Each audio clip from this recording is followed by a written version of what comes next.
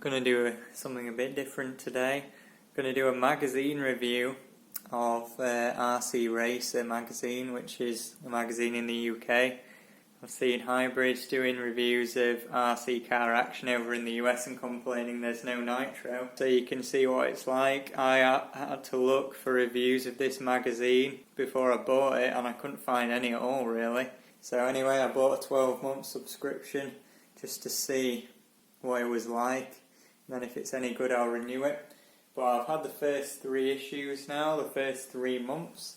I started in February, as you can see this first one is. And yeah, we've got it for 12 months now, so I've got 3. So I think this is quarter of the way through, got a decent amount. There's not been one that's terrible or one that was uninteresting. So I've got 3, so it's a good selection, so they've had a good chance to get some different reviews and fix bits if any have gone wrong. First issue, perfectly fine. Just the print wise is really good. There wasn't any mistakes or typos that I saw or read. You can see it's February 2021. But then the second one came, and the second one was April 2021. So I don't know what happened to March. And then now, what are we on? This came in February and we're on May.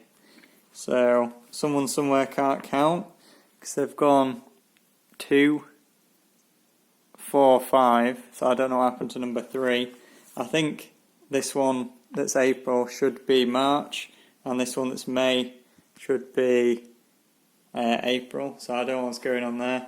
Not that it matters for the content, but whoever's editing this, it just shows you the kind of quality you're getting here. You should be checking this kind of stuff. I mean, you've done the same thing for 2 months running here. I don't know whether I'm missing one, but I subscribed on a 12-month subscription through the people who publish it, which is Doolittle Media.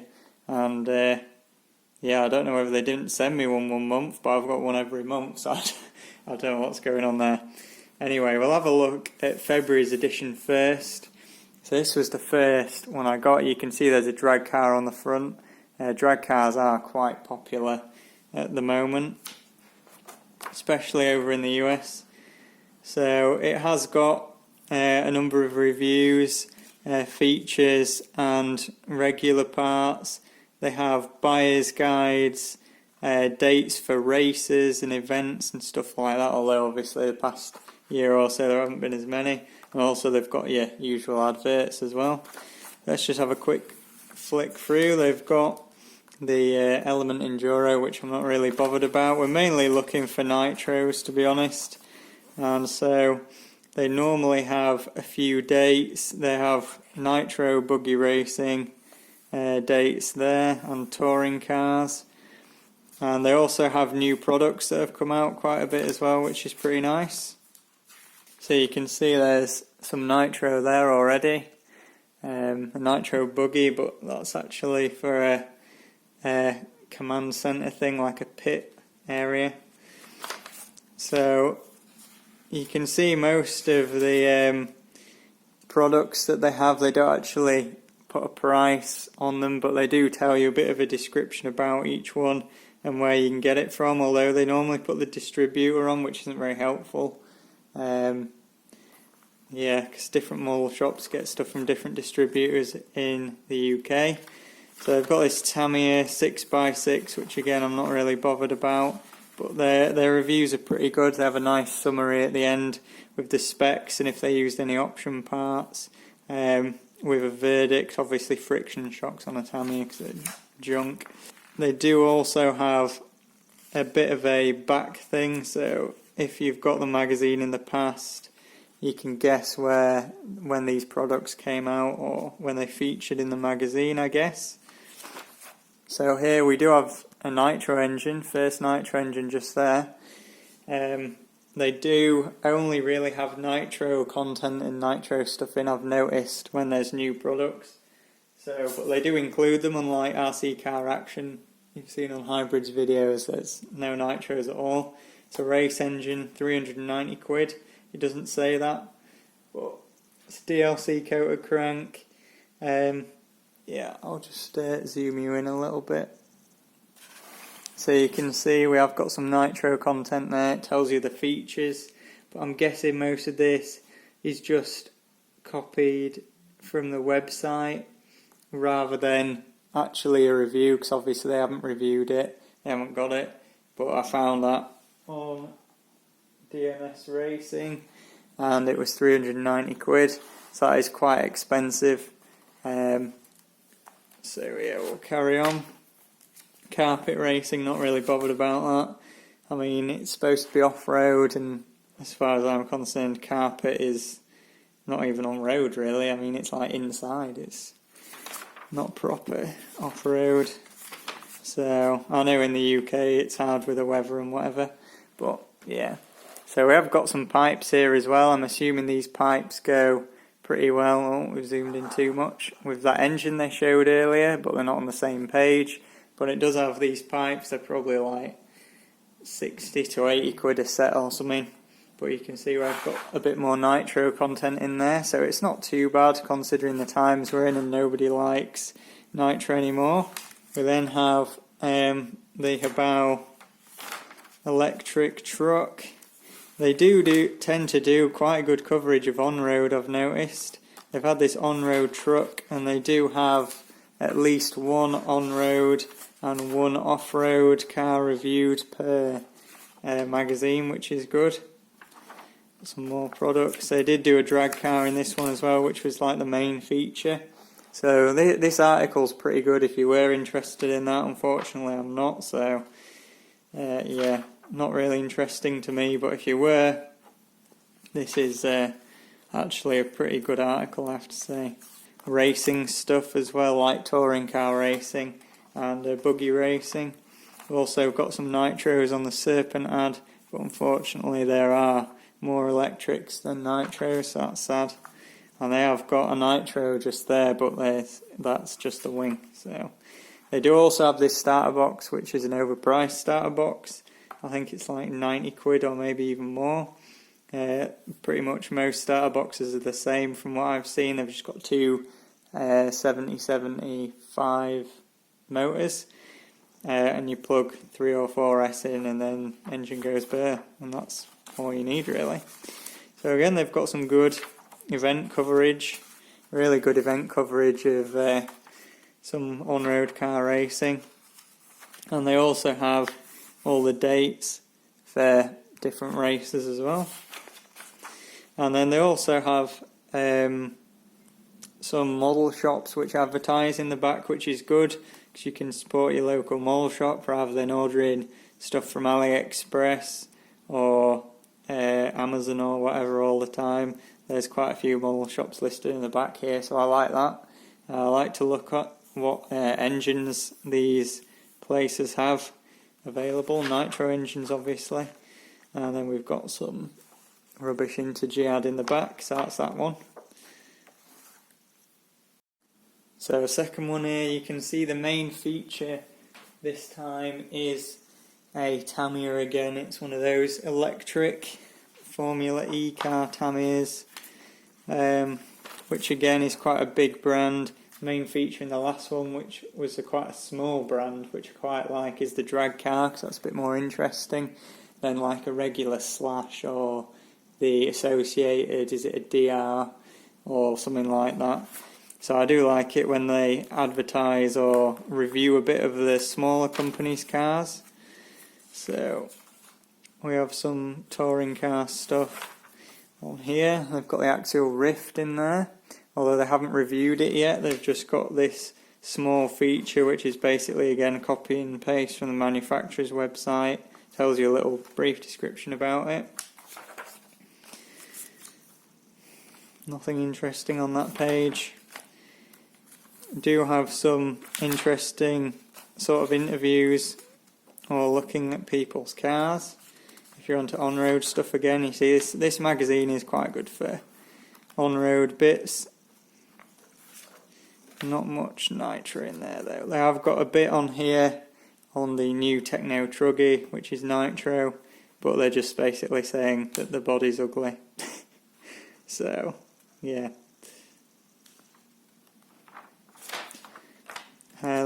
the Armour Creighton Extreme Breakage roller.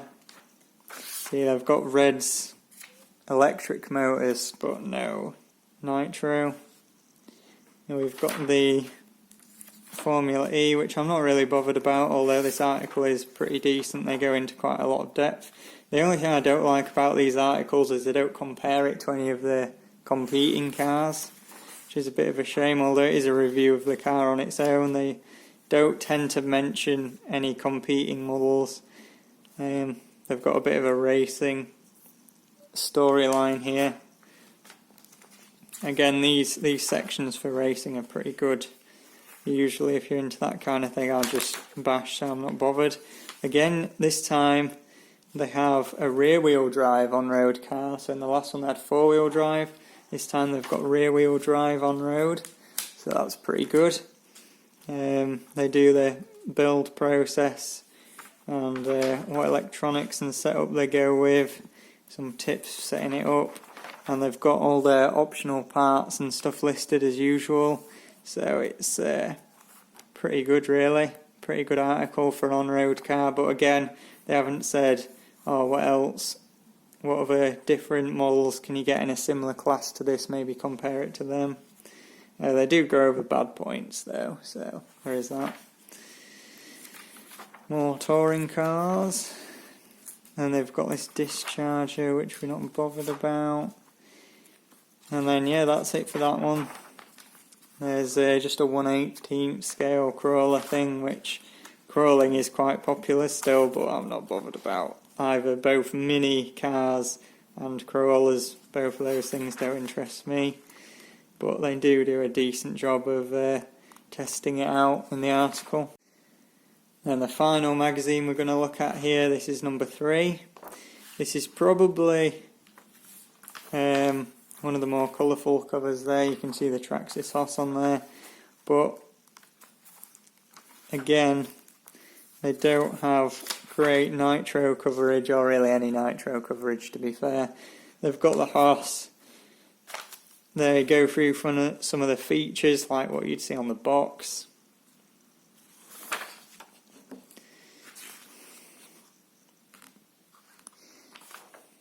But again, there's no comparison. They do, I think, compare it to the Traxxas Max up here, but no mention of any armours or team associated MT10.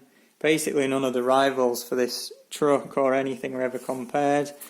It would be interesting, rather than doing just like a Traxxas Hoss, if they did like a lineup of 3 or 4 different models and reviewed them and say, oh, this one's the best if you're on a budget, this one's the high-end one, this one is the one you want if, I don't know, you're going off-road and doing triple backflips, or this one is the one you want if you do more grass and dirt.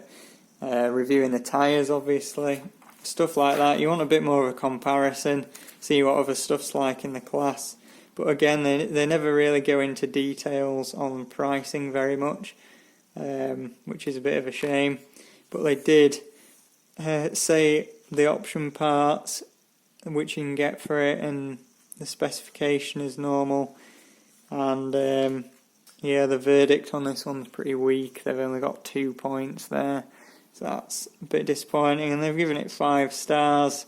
I mean, value, this truck would get like 2 stars, so that must somehow bring it down, but I don't really know how the star rating works. But yeah, I've got another Nitro engine here, so, and they've also got a Nitro Engine Bag, which is more nitro content, but again it's just a new product that's come out. So that one is from, you can get it from RC Distribution, which you can actually buy from them direct, and it's 370 quid. Again, it's just a race engine, so yeah, it's probably pretty high revving, 0.21, 3.5cc. Yeah, it's just your standard race engine basically, but there's no review of any of these engines. It'd be good if they could, maybe in the summer, I don't know whether tracks are open, but maybe they could get any engines featured in the last 3 or 4 magazines and do a comparison of them. That would be good. some Nitro content. So again, we've just got some stuff, more touring car stuff. If you're into your touring cars, this is good. We've also got another Nitro Engineer, and this one's actually an on-road one. So the Red's 521 GTS. So if anyone is into their on-road Nitro, there you go, you've got some representation in this one. We've got 2 engines in this one. We only had 0 in the last one and 1 in the one before. And again, they've got a Tamiya. They're like building Tamiyas. They seem to do one every couple of months. And I don't know, Tamiyas have been out for a long time. People know what building a Tamiya kit's like, and they're always the same plastic bushings, doesn't have any bearings, and obviously the body looks great because it's Tamiya, but the plastic chassis is basically just junk, and it's more of a shelf queen or a model than something you actually want to drive and use. When they're featuring the smaller brands, like the people who make this drag car, it's a bit more interesting.